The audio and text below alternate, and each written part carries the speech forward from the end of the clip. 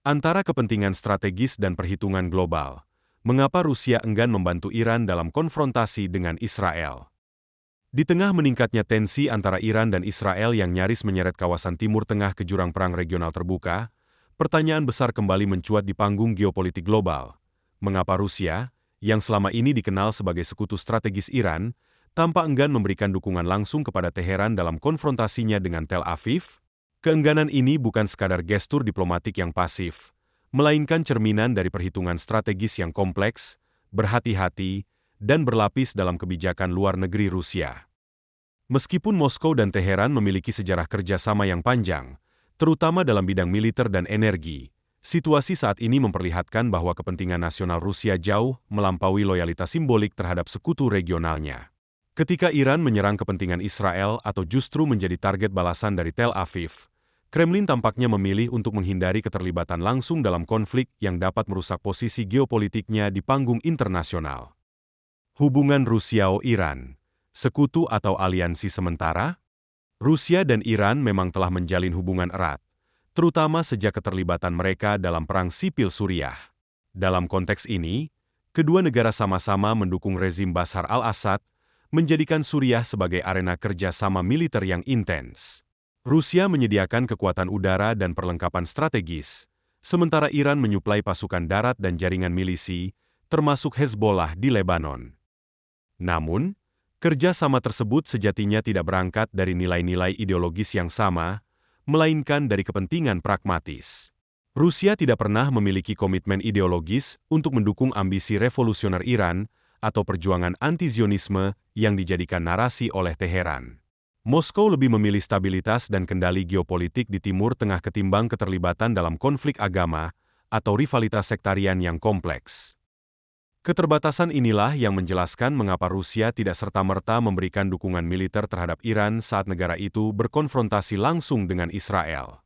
Aliansi mereka bukanlah fakta pertahanan semacam NATO, melainkan kolaborasi sementara berdasarkan tujuan bersama yang bersifat terbatas. Kalkulasi realistis, Rusia tidak ingin memicu perang lebih luas.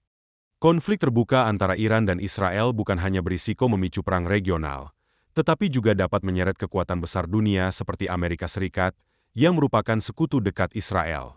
Rusia menyadari bahwa keterlibatan langsung dalam konflik tersebut bisa memicu reaksi keras dari Washington, yang selama ini menjadi lawan strategis Moskow, terutama sejak invasi ke Ukraina pada awal tahun 2022.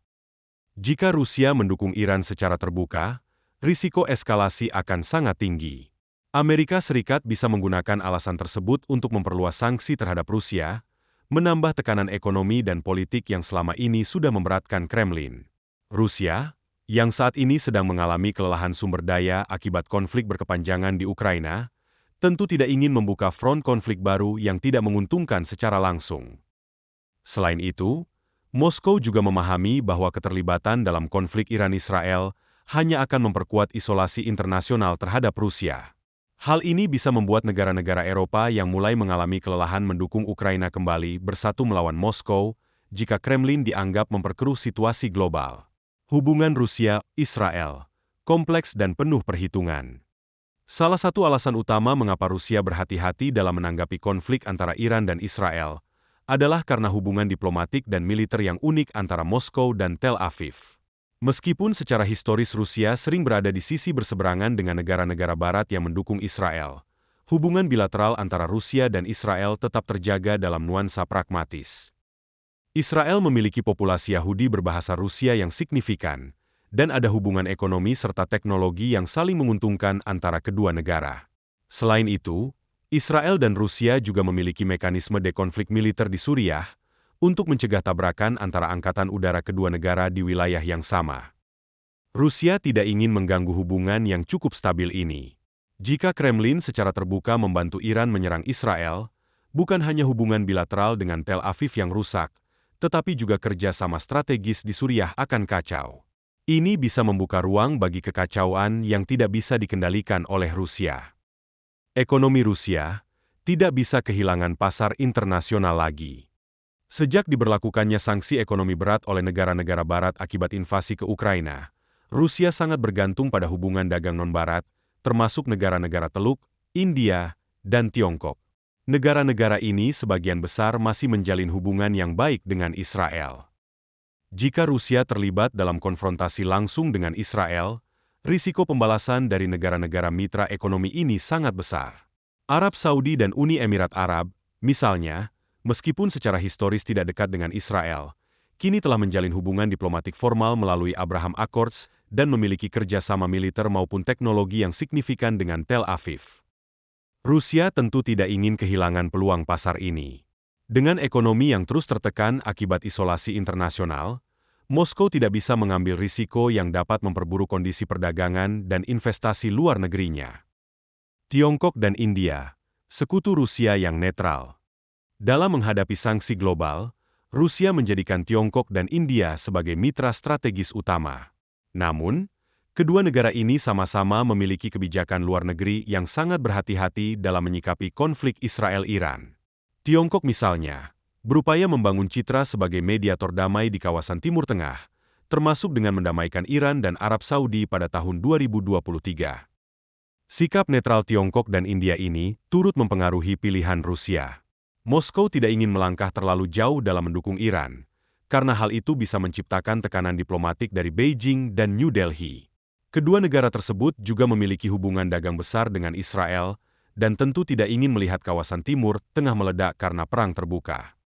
Jika Rusia tetap berkeras mendukung Iran, ia bisa kehilangan dukungan diam-diam dari dua mitra terbesarnya di Asia, yang selama ini menjadi penyelamat ekonominya dari kehancuran pasca invasi Ukraina. Posisi Rusia di PBB, permainan ganda diplomasi global. Dalam forum internasional seperti PBB, Rusia seringkali memainkan peran sebagai oposisi terhadap dominasi Barat, terutama terhadap resolusi-resolusi yang menguntungkan Israel. Namun, dukungan ini lebih bersifat simbolik ketimbang substantif.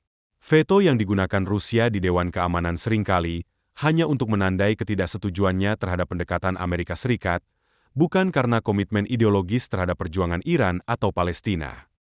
Kremlin memahami bahwa panggung diplomatik global membutuhkan keluasan. Dukungan total terhadap Iran akan menghilangkan posisi Rusia sebagai aktor netral atau penyeimbang dalam konflik Timur Tengah.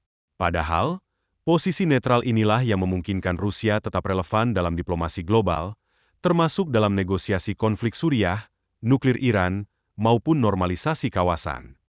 Iran, sekutu, tapi juga saingan. Meski disebut-sebut sebagai sekutu, Iran juga merupakan pesaing regional Rusia dalam beberapa aspek. Misalnya dalam pengaruh terhadap rezim Suriah pasca perang, pengaruh di Irak, dan proyek energi di kawasan Laut Kaspia.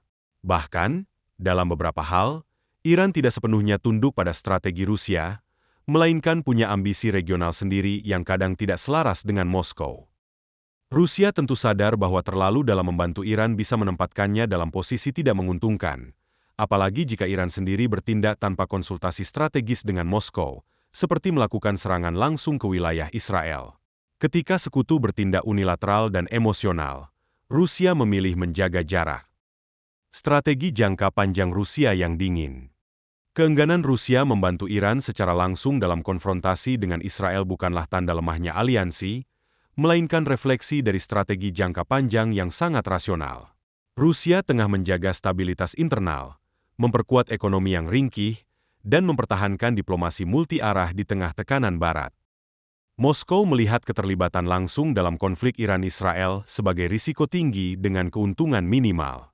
Ia tidak ingin kehilangan mitra dagang, menghancurkan hubungan dengan Israel, atau memperburuk isolasi global yang sudah ia hadapi akibat invasi ke Ukraina. Pada akhirnya, bagi Rusia, menjaga keseimbangan dan pengaruh global jauh lebih penting daripada terlibat dalam konflik sektarian yang tidak menawarkan manfaat strategis langsung. Sikap dingin dan kalkulatif inilah yang menjadi ciri khas politik luar negeri Rusia dalam dekade terakhir, termasuk dalam krisis terbaru di Timur Tengah.